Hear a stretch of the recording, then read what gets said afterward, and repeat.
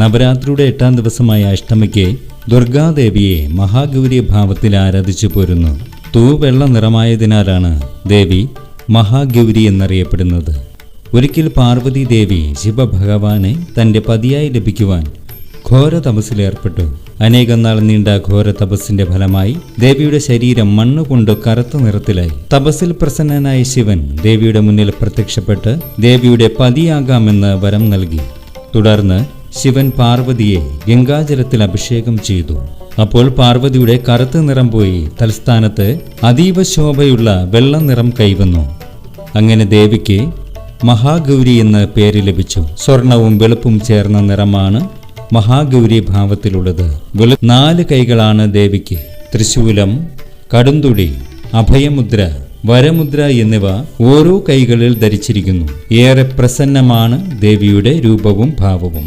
ഈ രൂപത്തെ ആരാധിക്കുന്നത് കൊണ്ടുള്ള ഫലം യുവത്വമാണ് എന്ന് പരമ്പരാഗതമായി വിശ്വസിച്ചു വരുന്നു. കേരളത്തിൽ ഈ ദിവസം വൈകിട്ട് പൂജ വയ്ക്കുന്ന രീതിയുണ്ട്.